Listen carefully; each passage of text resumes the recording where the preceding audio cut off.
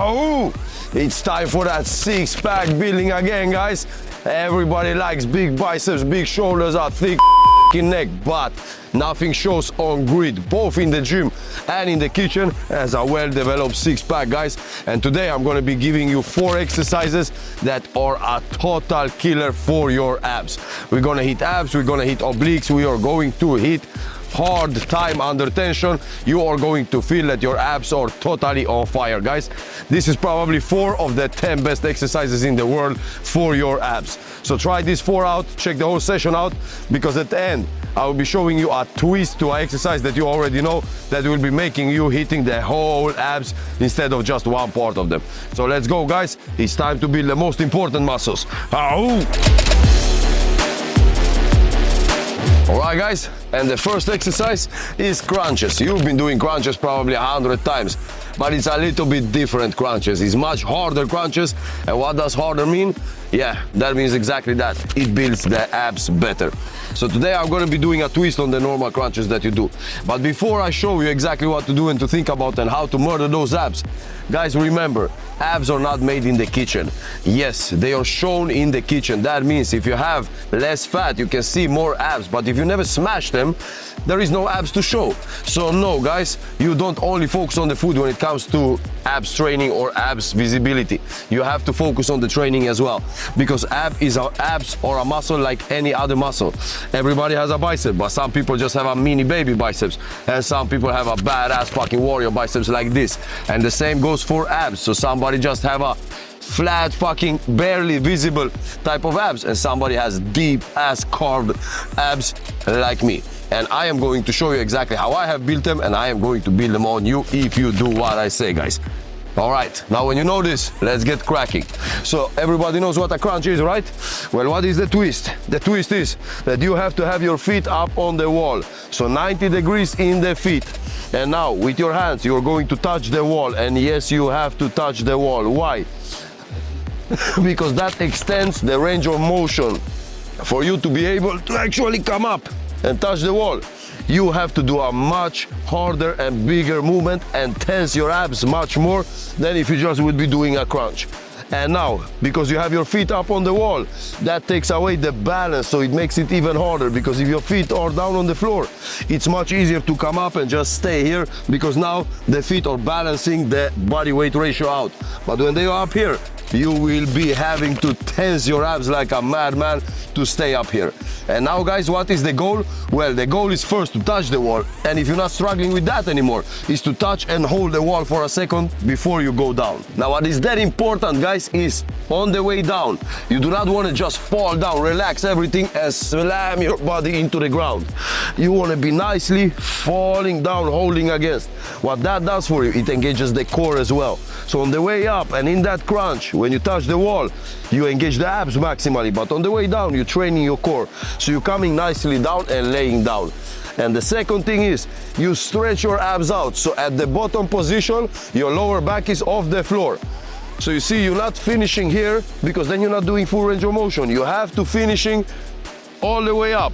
And then again, up into a crunch and trying to touch that wall, guys. So trust me, focus on stretching the abs maximally, contracting them maximally, and if you touch the wall, you are already contracting them maximally. But on the way down or at the bottom, focus on full stretch. Feel that your abs are being pulled apart. That is the full range of motion. I guarantee you, when you do it like that, you're going to build abs that you never thought was possible for you. And another thing, guys, breathing in abs is mad important. Breathing is the first thing that happens before you start the crunch. So you breathe out. On that breathing out, you tense your abs, and then you continue doing the crunch while breathing out. Trust me, this is a total game changer.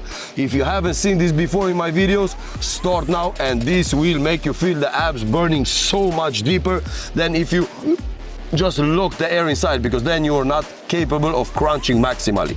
So this is how it looks in action, guys.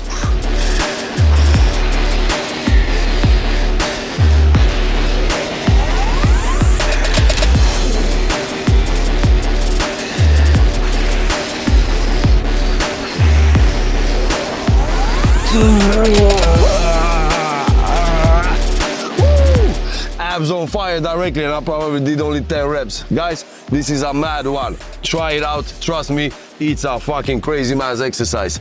Drop a comment how you felt it, if you did it, and if you liked it. And by the way, subscribe and put your notifications on. Let's go, guys. 3 more to go. All right, guys, on the second exercise, you need to call the cops because we're breaking the law. We're gonna be using a Smith machine, and you know what I've told about the Smith machine, right? It should be fucking illegal. Well, not for this exercise. It should be illegal for pressing, it should be illegal for squatting. It messes your back up, it messes your shoulders up. But for this one, it's a mad one. Now you can do this with a plate as well, but if you have a Smith machine, it is going to give you a total different resistance. Because you're not only pushing up, you're also not able to cheat like you would be able to do with a plate. But you will see what I mean when I show you the exercise. What to think about here? Number one is the breathing. You're starting by breathing out. And when you're breathing out, you're tensing the abs. So you want to have a feeling that the abs are pulling you up. Not that you're just exploding with your body and moving the bar, but actually pulling yourself up with the abs. Breathe out, tense, and pull through while you are breathing out. Then another thing is to keep your elbows locked. Because if you start punching into the bar, that means you're putting momentum onto the bar, and that means you're taking work off from the abs. So arms totally locked out, and you're starting the movement totally from the abs. So lock your arms in beginning and keep them locked throughout the whole movement. Otherwise, except of the breathing and the elbows, not much more to think about except of repping it the fuck out. Kill the abs. This is how it looks in action, boys. Now, guys, the only thing you want to be thinking about here is where should the bar be? Well, it should be somewhere around your abs. It doesn't really matter if it's exactly in the middle of your abs or it's in the upper abs, but it should not be around your chest, because then it's just going to be impossible to come up. And when you come up, you won't be able to do the full range of motion because you won't be able to sit up fully. So somewhere around your abs. And this is how it looks in action, boys. Feet up on the bench, unlock, and lock your elbows. Hold against on the way down.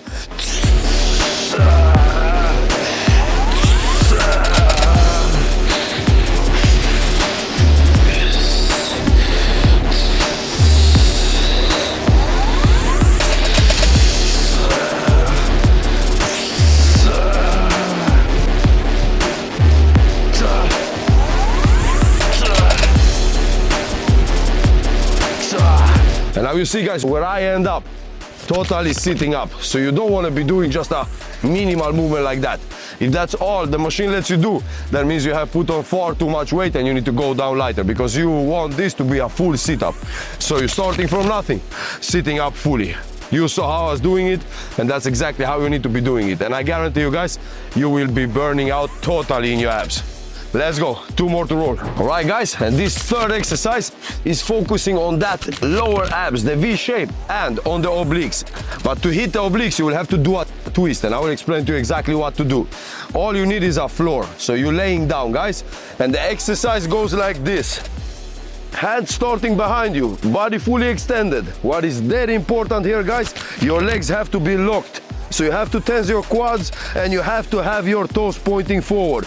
If your toes start coming up, the risk is very big that you start bending in the knee, and that means you're not doing the absolutely hardest way of this exercise. And it is quite an easy exercise if you do it in an easy way. So focus on doing it perfectly, then it actually becomes a sick-ass exercise. I guarantee you, when you do it the hard way, 20 reps, and you feel your obliques and the V shape on fire. So, starting with extending the feet forward, tensing the legs. And now, your body and your legs have to come up at the same time. So you don't take your legs up and then try to come up with the upper body or the other way around. Everything goes up at the same time, up and down, up and down. And you actively taking yourself down. So, you hold against from the abs. When you are on the top, you hold against and slowly take yourself down. You don't just fall down and release the tension. Next thing, guys, at the bottom, the same like in the crunches, you stretch your abs out. So you arch your back, stretch the abs out, and do another rep. And the third thing to think about is you need to touch the shoes, but where on the shoe? So when your right foot is going up, the left hand wants to touch outside of the shoes. Why? That is exactly that twist I told you that will make it an oblique exercise. So if you just go here, the rotation is very small on the abs, but if you're trying to touch your heel, you have to rotate totally. That means almost you're doing a Russian twist.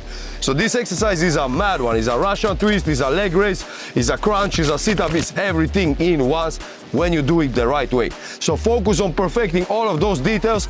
And remember guys, God is in the details. So it's the details that are making the difference, where people go how, or nobody makes even a notice that you did something. So guys, focus on the details, and I am giving you all of the fucking smallest details. That's why this channel is built. So stretch out and breathing the same like everywhere in abs. You start by breathing out, tensing the abs, and breathe out throughout the whole movement. So this is how it looks.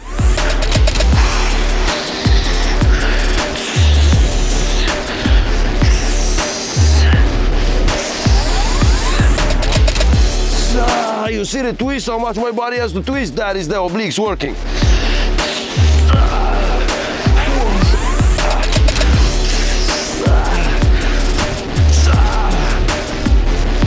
And if you can, you hold for a second. If you can, you hold for a second just to give that extra squeeze and extra tension. I guarantee you guys, I got mad strong abs, but I already started burning after a couple of reps. Mad exercise. Well done guys for you who watched this far. And now it's time for the last one, and that is going to blow your minds. So right guys, and next exercise is definitely not this piece of shit exercise. This is probably one of the worst, shittiest things you can be doing for your abs. But we will be using this bench just in the real fucking way, in the rougher way. So never do this what I just did, but do what I show you now. All right guys, so in most cases in this world, everything that I have fucking told you is reversed, and that's exactly what we're doing. So what you're gonna be doing is take this bench and reverse it. Now I'm doing it on a Smith machine because I don't have nobody who can be holding the bench for me, but if you're training with a partner, he can just stand there, put his knee on, body weight on the bench, and then you don't need a Smith machine to hold the bench from falling over. Because what are we going to be doing? Well, we're gonna be doing crunches in this way. Why? Because you see, if you're doing it in the normal way, your back is supported, your legs are locked, and you're going to be pulling totally from the legs and hardly working your abs. When you do it in this way, your back has no support. Legs are still attached, but you are totally hanging upside down. So that means you're going to be doing an upside down crunch. And then later on you might be pulling a little bit from the legs, but 80% of the abs work is going to come totally from the abs without any assistment. Guys, this is a total fucking killer. Trust me, it takes a second to set it up if you're doing it alone, but it's worth it. Trust me, when you try this, you're gonna go, what the fuck have I been doing all my life? I've never trained abs in my entire life. I can do probably 100 or maybe 200 sit-ups. I never tried myself, but I know that I could smash well over 100 on this one. 10 reps and I am burning out like crazy. Now what you want to be thinking about? Breathing. Key is breathing in every ab exercise. So you're starting by breathing out, tensing the abs and pulling yourself up by the abs. So you don't want to be jumping up, and you definitely don't want to be feeling that you are engaging the hip flexors and you are pulling from the legs. Try to disconnect the hip flexors, and you do that by breathing out and tensing your abs as deep as possible. And the second thing to think about is at the bottom position, when you're hanging upside down, stretch it out. Because then you're doing a full range of motion and you're stretching and crunching, and now your abs work maximally and they work as God intended them to do. That's why they can stretch out maximally. So this is how it looks in action, guys. Trust me, sickest exercise you can do in the gym for your abs. Hanging down, stretching out, breathing, crunching.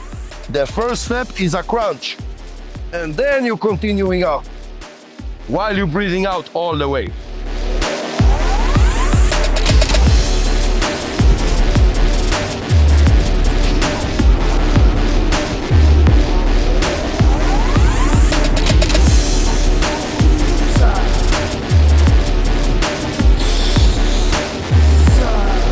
Now guys, you can make this easier for yourself by bouncing and jumping up and pulling from the legs. This is not what this is about. I can make it easier, but I'm showing you how it should look when I am making it as hard as possible by actually engaging the abs maximally.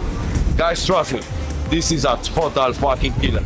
So if you want to have abs like this, you have to be doing what I'm doing. I wasn't born like this, I built them, and now I'm giving you the trick to build them. That's it for today, guys. Like, share, subscribe, notifications on, and time to build, man. Ow!